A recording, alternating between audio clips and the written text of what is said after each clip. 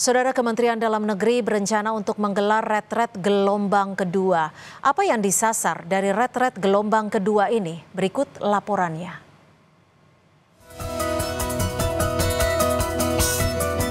Wakil Menteri Dalam Negeri Bima Arya Sugiarto bicara soal retret kepala daerah gelombang kedua. Bima mengatakan retret akan dilaksanakan sesegera mungkin usai Lebaran 2025.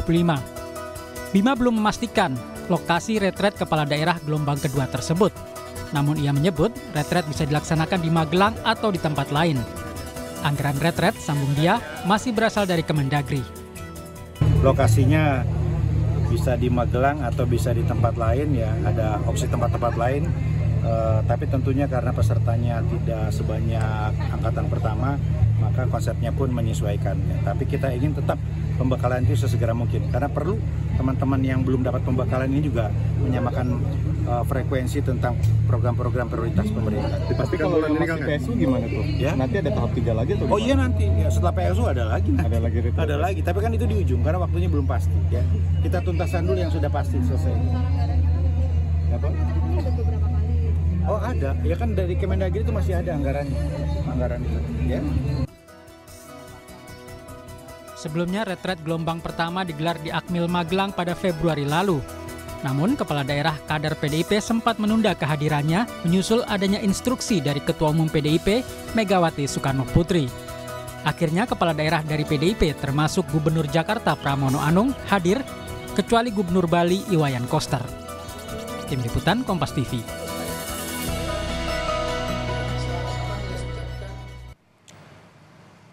Ketua DPP PDI Perjuangan Ahmad Basarah memastikan kepala daerah dari PDI Perjuangan yang belum ikut retret angkatan pertama akan ikut pada angkatan kedua, kata Ahmad Basarah dalam pesan WhatsApp kepada Kompas TV.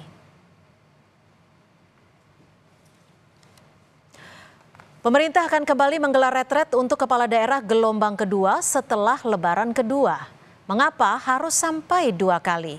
Dan saat efisiensi seperti saat ini, bagaimana dengan anggarannya? Kami akan membahasnya bersama anggota Komisi 2 DPR RI dari fraksi Partai Golkar, Ahmad Doli Kurnia, dan juga pengamat kebijakan publik, Agus Pambagio. Selamat petang, Bang Doli. Pak Agus, terima kasih sudah bergabung bersama kami di Kompas Petang. Petang. Assalamualaikum warahmatullahi wabarakatuh. Saya ke Bang Doli. Bang Doli, ini sudah fix akan dilaksanakan retret kedua atau bagaimana? Dan untuk siapa sebenarnya peserta retret kedua ini? Ya, kalau tadi kita dengar penjelasan dari saudara Bima Arya, ya, itu kan ditujukan kepada kepala daerah yang kemarin tidak ikut retret di gelombang pertama.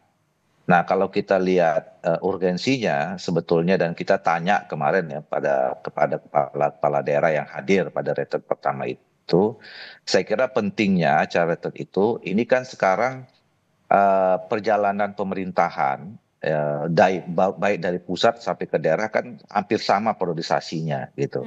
Nah, tentu konsolidasi yang dilakukan dalam retret itu kan kemarin kita lihat juga retret itu kan lebih banyak adalah forum-forum diskusi penjelasan dari berbagai menteri ya tentang program-program kerja yang strategis secara nasional yang mungkin juga bisa melibatkan atau memerlukan kebijakan-kebijakan sinergi dengan pemerintah daerah baik provinsi maupun kabupaten kota gitu.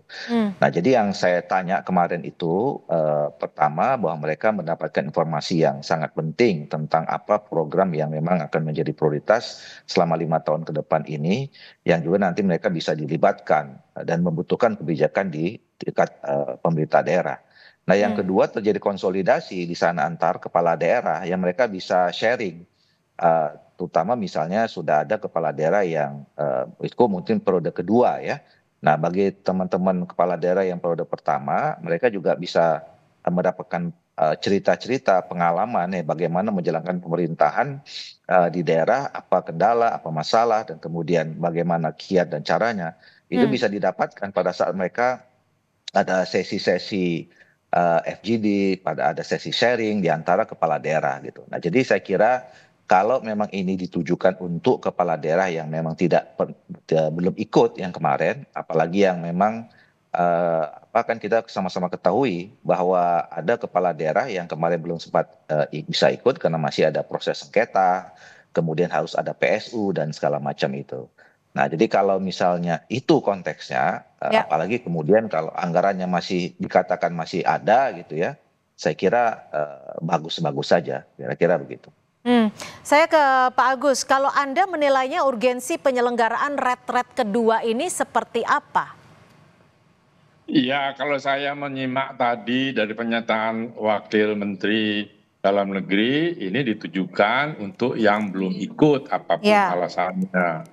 Ya kan, kalau itu alasannya, ya itu persyaratannya sudah ditetapkan, ya dijalankan sejauh itu anggarannya ada apa enggak saya nggak tahu. Sekarang ini kan sudah tidak jelas soal anggaran, ya kan. Jadi kalau itu ditujukan untuk yang belum ikut ya nggak apa-apa, tapi kalau ditujukan pada yang sudah ikut lah buat apa?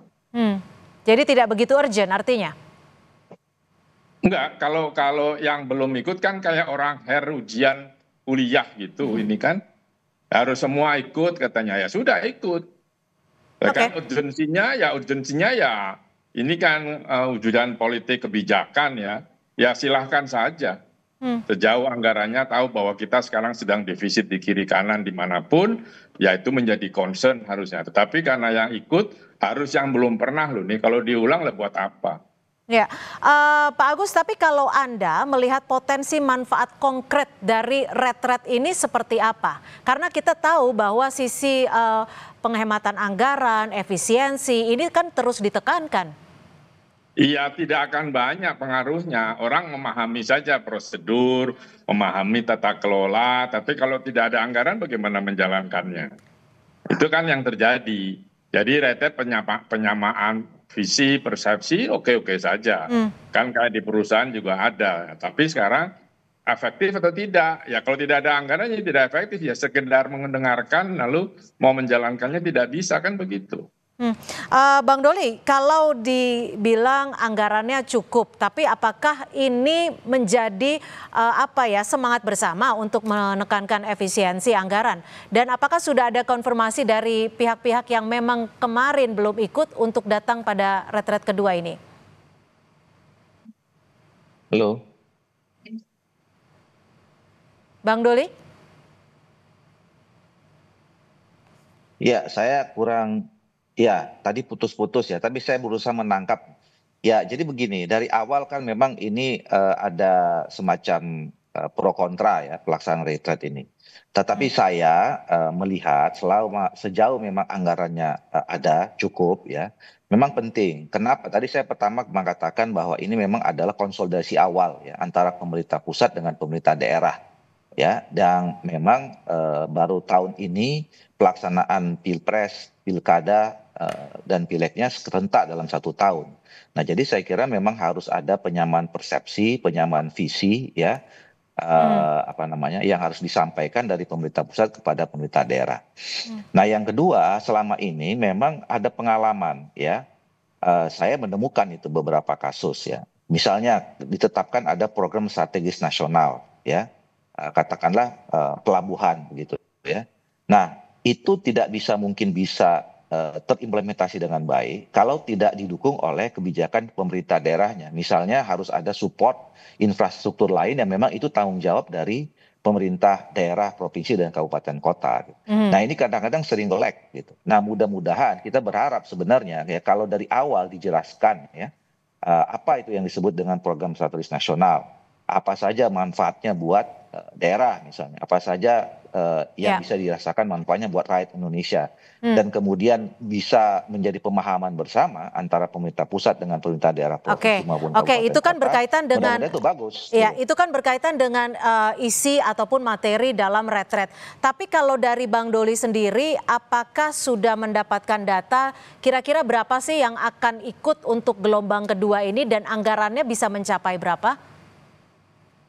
Saya tidak tahu persis ya berapa yang akan ikut gitu. Tetapi saya kira kalau memang pemerintah dalam hari ini Kementerian Dalam Negeri serius dan kemudian bisa meyakinkan ya, saya kira memang tidak ada pemerintah daerah atau kepala daerah yang tidak akan datang. Apalagi disebutkan nih seperti dalam tanda petik kayak ada kewajiban gitu ya. Apalagi kan kalau kita lihat retret yang pertama kemarin, ya bahkan teman-teman PDI Perjuangan yang semula dapat surat instruksi tidak boleh hadir, tapi pada akhirnya kan hadir ya.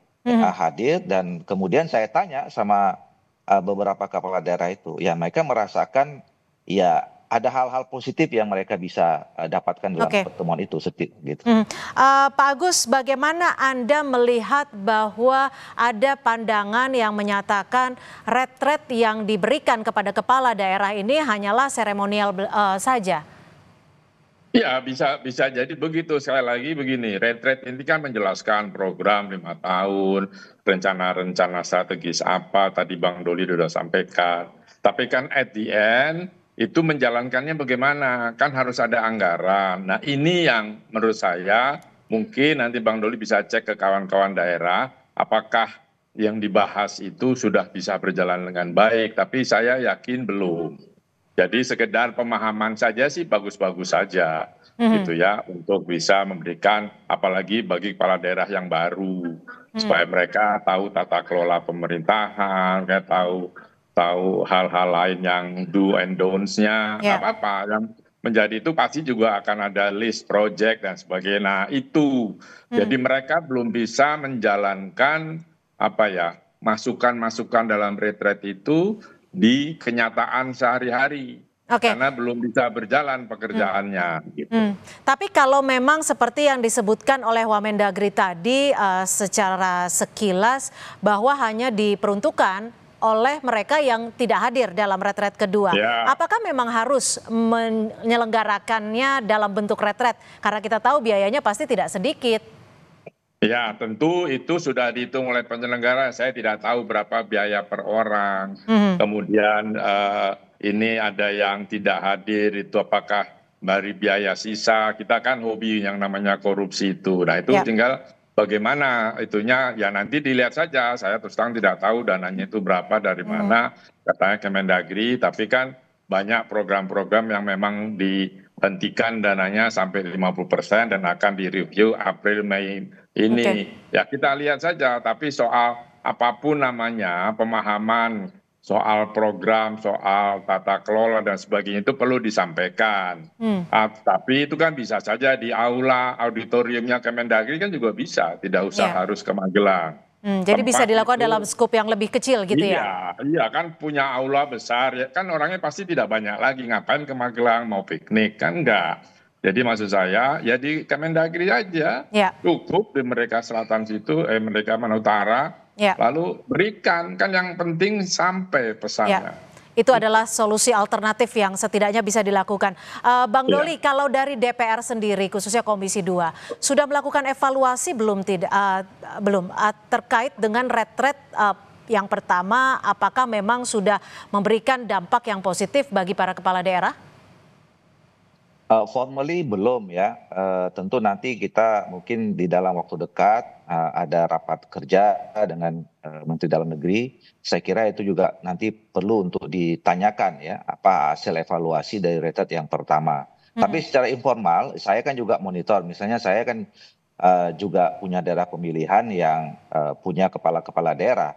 Nah saya tanya sama mereka ya, apa manfaatnya, apa yang hal positif didapat, apa kurangnya gitu. Nah tentu bahan-bahan ini nanti akan kita bahas nanti pada saat memang ada rapat kerja itu. Nah, kapan setidaknya evaluasi ini akan dilakukan sehingga kita tahu penting atau tidak untuk menyelenggarakan retret gelombang kedua? Ya saya kira ini kan sekarang kita lagi masa reses ya, dalam suasana lebaran. Nah mungkin nanti habis masa reses, di masa sidang harus dijadwalkan. Kan memang setiap masa sidang pasti akan ada jadwal rapat kerja dengan setiap menteri mitra kerja kami ya. Nah pada saat nanti rapat kerja dengan Menteri Dalam Negeri, saya kira memang tema ini atau topik ini harus juga dibahas. Tapi saya tadi mau nyambung ya, disampaikan oleh Pak Agus. Saya kira memang ini soal, saya kira soal azas keadilan saja ya, bahwa ya kalau masa yang sudah pernah ikut ada yang juga kepala daerah tidak pernah ikut gitu ya, karena padahal sebetulnya misinya penting. Tapi saya setuju bahwa yang penting pesannya itu sampai. Jadi nggak perlu dengan situasi efisiensi yang sekarang ini, ya dicari cara yang paling efisien, gitu loh ya. Jadi kalau memang bisa dekat, kenapa harus jauh? Kalau memang bisa lebih murah, kenapa lebih mahal? Kan kira-kira begitu. Saya kira itu yang saya kira harus menjadi catatan pada panitia, khususnya Kementerian Dalam Negeri. Pak Agus, bagaimana Anda melihat jika ada pandangan, tanggapan yang menyebutkan bahwa ada tidak sih risiko terkait dengan retret ini digunakan sebagai alat politik tertentu? Ya pasti menyatu lah. Ini kan sistem politik gitu ya. Ya partai pemenang maupun orang-orang pasti memberikan masukan untuk nanti 2000 berapa berapa sih pemilu 29. Yang pasti adalah itu tidak bisa dipungkiri, ini kan situasi politik. Oke, Bang Doli, lalu bagaimana DPR memastikan bahwa penyelenggaraan retret ini tidak hanya satu arah dari pemerintah pusat ke pemerintah daerah juga, tapi bisa mengembangkan, membuka perspektif dari pemerintah daerah? Iya, saya kira kalau kita ikuti ya, saya dapat informasi dari kawan-kawan kepala daerah itu, ya mereka diberi kesempatan. Misalnya hampir semua gubernur yang kemarin hadir itu dikasih sesi satu-satu ya untuk menjelaskan apa yang visi mereka, terus kemudian apa yang mereka kerjakan.